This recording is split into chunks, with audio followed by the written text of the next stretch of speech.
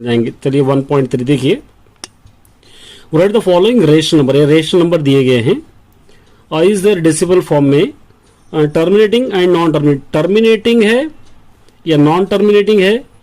अगर non terminating है तो रिपीटिंग है, आपको पहचानना है। ठीक है, तो यहां पर हम लेंगे फर्स्ट क्वेश्चन,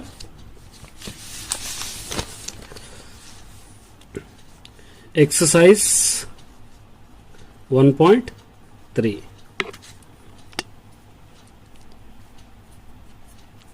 एक्सरसाइज 1.3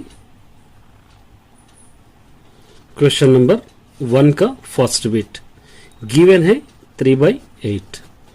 टर्मिनेटिंग या नॉन टर्मिनेटिंग को पहचान करने के लिए आपको क्या करना पड़ेगा, डिवाइड करना पड़ेगा। 3 को 8 से डिवाइड करेंगे। ये स्मॉलेस्ट है, ये ग्रेटेस्ट है, तो इसलिए इसको हम इसी से डिवाइड नहीं कर सकते। तो इसलिए यहां पर आपको 0 लगा के, यहां पर 0 ना होना, 0 जैसे लगाते पॉइंट लगाना होगा आपको। अब यहां पर लेंगे 8 3 जा 24, माइनस कीजिए 6, पॉइंट के बाद 0, फिर 8 7 जा 56, यहां पर बच जाएंगे 4, पॉइंट के बाद फिर 0, 8 5 जा 40, ये हो गया 0। ये कंप्लीटली डिवाइड हो रहा है, इसलिए इसको आपको क्या लिख सकते हैं, टर्मिनेटिंग डेसिमल आप लिख सकते हैं, टर्मिनेटिंग डेसिमल। ठीक है, इस तरह आप कर सकते हैं। अब हम लेंगे सेकेंड बिट लेंगे।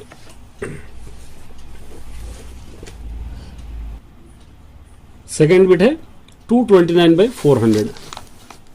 यहां पर हम ले लेंगे सेकेंड बिट 229/400। 229 को 400 से डिवाइड करना है। ये ग्रेटेस्ट हो गया, स्मॉलेस्ट, तो 0 लगा के 0 लेंगे। यहां पर आप ले सकते हैं 4 5 जा 20, मतलब यहां पर आ जाएगा 2000। ठीक है, माइनस करने पर 290 आ जाएगा, पॉइंट के बाद 0, 4 7 जा 2800, पॉइंट यहां पर माइनस करेंगे 100, पॉइंट के बाद 0। ठीक है, फिर 4 2 जा 800, यहां पर बच जाएगा 200, पॉइंट के बाद 0, 4 5 जा 20, यहां पे क्या हो जाएगा 405 जा 2000। यहां पर देखिए, अब ये माइनस कीजिए, 0 आ गया।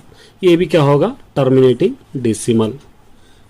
चलिए third bit, without performing division, मतलब इसका डिवीजन आपको नहीं करना है। जैसा अभी 2 कान डाल के हम डिवाइड करें, 2 ईयर डाल के, उस तरह आपको डिवाइड नहीं करना है।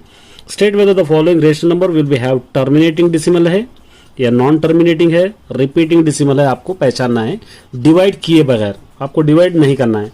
तो इसके लिए मैंने ऑलरेडी फॉर्मूला लिखाया था, ये आपको अप्लाई होंगे।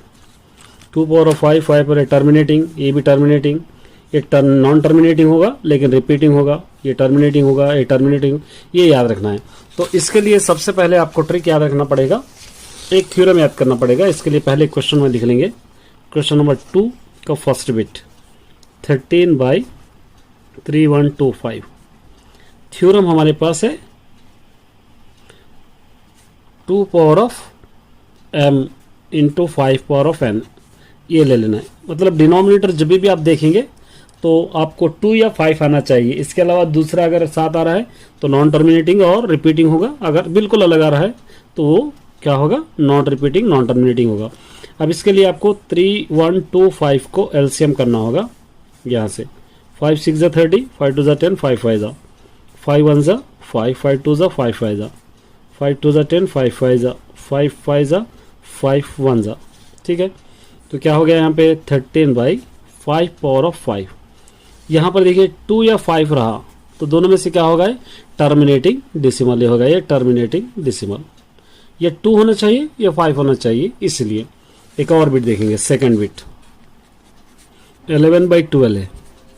12 का एलसीएम ले लेंगे, 2 6 जा 12, 2 3 जा 6, 3 1 जा 3, 11/2 पावर ऑफ 2 इंटू 3 है। देखिए ये 2 पावर ऑफ 2 तो यहाँ पे थ्योरम में है लेकिन 3 नहीं है, तो ये नॉन टर्मिनेटिंग होगा लेकिन साथ ही साथ क्या होगा, रिपीटिंग होगा, क्योंकि यहाँ पर 2 साथ आ रहा है। इसको आप रिपीटिंग भी आप कह सकते हैं। थर्ड बिट ले लेंगे 64/455। 455 का एलसीएम आप ले लेना है। 5 9 जा 45, 5 1 जा 5, 13 7 जा 7 1 जा, ठीक है। देखिए 64/5 वन टाइम है, 13 वन टाइम है, 7 भी है यहाँ पर। अब देखिए यहाँ पर क्या होगा, थ्योरम में 5 है, ये 5 तो आ रहा, लेकिन उसके साथ दूसरे आ रहे, तो ये नॉन टर्मिनेटिंग डिसिमल होंगे लेकिन रिपीटिंग होंगे, ये रिपीटिंग होंगे, सिर्फ 5